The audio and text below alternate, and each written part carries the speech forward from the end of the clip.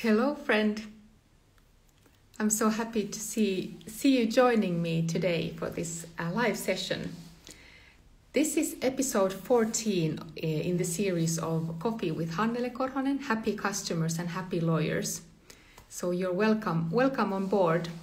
I am Hannele from Lawyers Design School, and in these weekly live sessions, you will get actionable advice and tips on how to get more happy clients and become a happy lawyer too.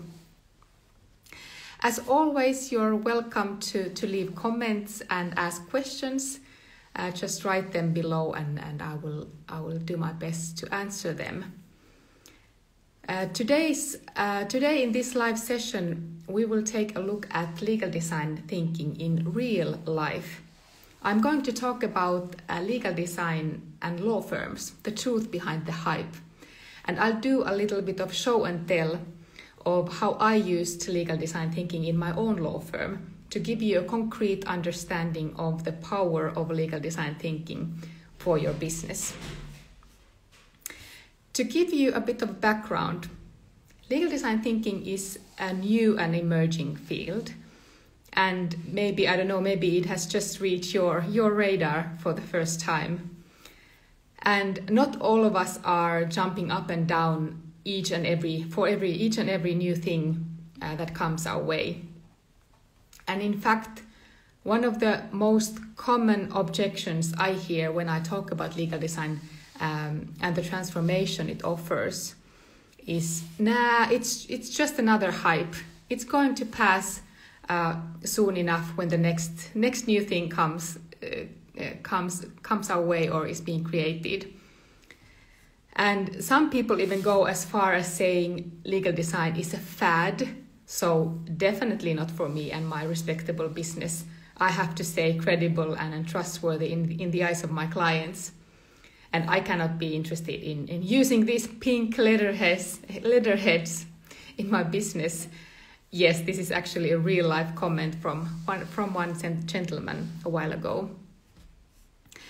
And I do get the hesitation. Most lawyers are not standing in the front line when it comes to trying new things. But if you are at all interested in the future of your business in law, and to be honest, about the future of the whole legal industry, you should pay close attention to this. Because you see, legal design thinking is about applying the framework and tools of human-centered design in designing the way you run and grow your law firm and the way you innovate new legal services and products, and also improving your work processes to work smarter and not harder. So surely something that a credible and trustworthy law firm should be doing in order to succeed in the future of law, right? But the truth is that legal design has completely changed the way I do business. Yes, I can say that again. Legal design has completely changed the way I do business. And as a result, it has also completely changed my business in ways I never thought would be possible. And now, to be clear, I'm talking about both my current business in Lawyers Design School, where I teach legal design thinking framework and concepts to other lawyers, and also about my own law firm, where my entrepreneurial journey started a decade ago. My own boutique law firm that I successfully ran for 7 years. And what was the biggest change when I applied legal design compared to the traditional way of business development? And I would say it was the mindset shift to approach my business in a completely different way than before. And with the new designerly mindset, I was able to implement the process and tools of legal design thinking that then made it possible for me to achieve the concrete transformation in my business and services. And if I hadn't started applying legal design thinking in my business, I'd be stuck and probably even out of business by now. And all my dreams and ideas would be collecting dust on the shelf shelf right now. So it has made a huge difference for me. And before we dive into the show and tell part, here's what I want to ask from you. When you decided to start your law firm, what did you dream about? Did you dream about making a difference, serving people, creating positive impact for your community or for the world even? Be free and independent to run your business and the life the way you want to? Too often, the reality of running a law firm does not match these dreams. And I know that all too well. Because running a law firm takes over your life. You're trading time for money and you burn out. And you're not able to grow your business and serve as many people as you would like. And as a result, you feel stuck and overwhelmed. And I know this because I've been there.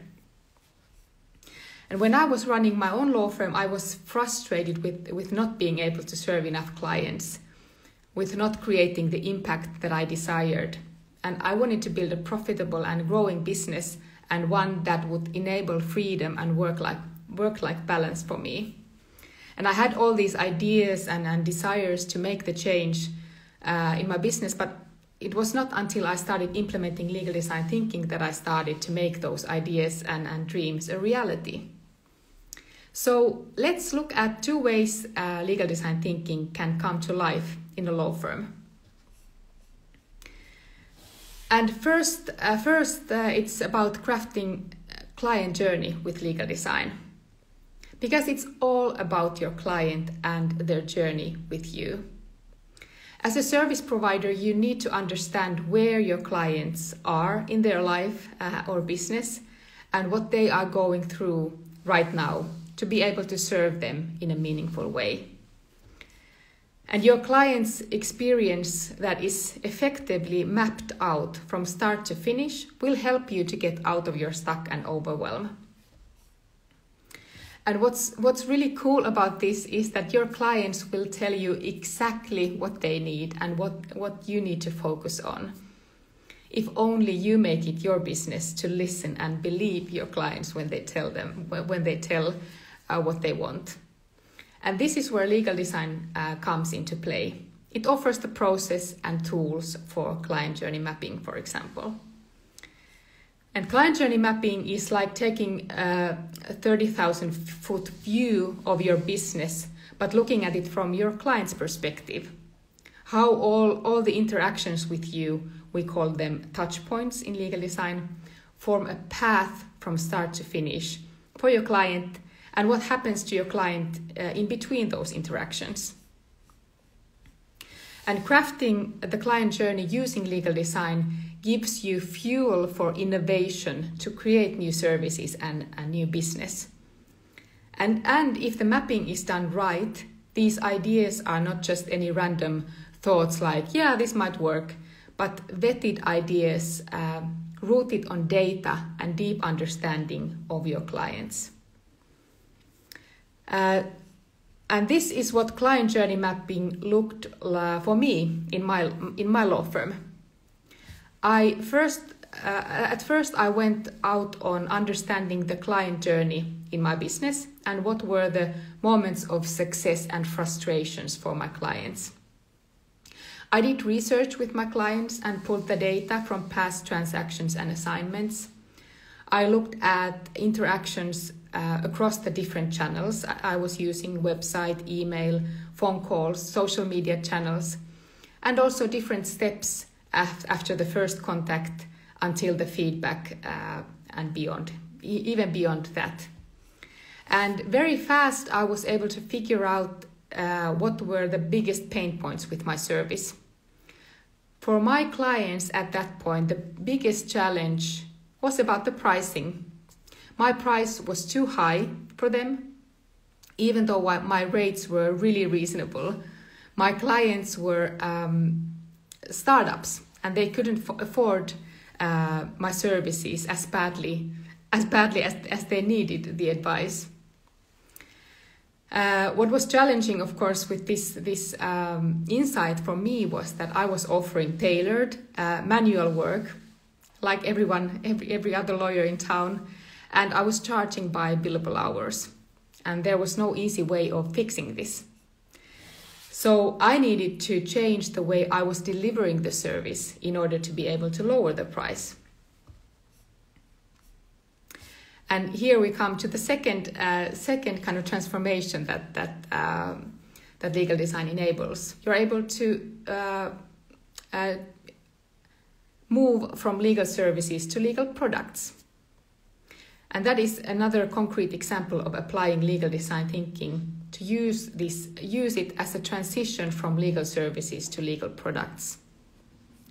And designing legal products means that you take your tailored legal hourly billed service and turn it into a standardized and scalable fixed price product. One that may even run passively without you someday. And legal products are easy to sell and they are easy to buy for your clients. And these legal products offer predictability for both you and your clients. And for you, they also mean that you stop trading time for money and start pricing for the value you create and not by the hours you spend on the case. In my case, this design process looked like this. As soon as I realized that the startup client's frustration was about the price, I used this insight to start productizing the shareholders agreement. That was my main service for these startup clients. And I started to productize this agreement into a legal product that finally became an online legal product for my business. So what part did legal design play in this process? Following the legal design framework, I found a clear focus for my innovation efforts and moved away from doing everything for everyone. And I also implemented the legal design tools to create the first prototype of the legal product and then tested the prototype with real clients to improve the versions.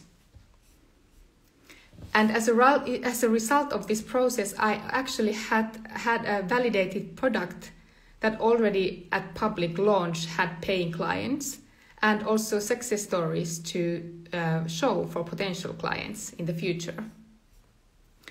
And what I had previously done with the similar projects, I was following the traditional "I will build it and they will come" model.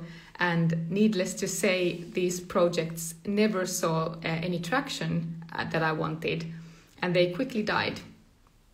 All because of doing the whole thing in the wrong order. So the transformation that legal design thinking brought to my law firm was that it brought clarity on where to focus my business efforts, business development efforts for better results.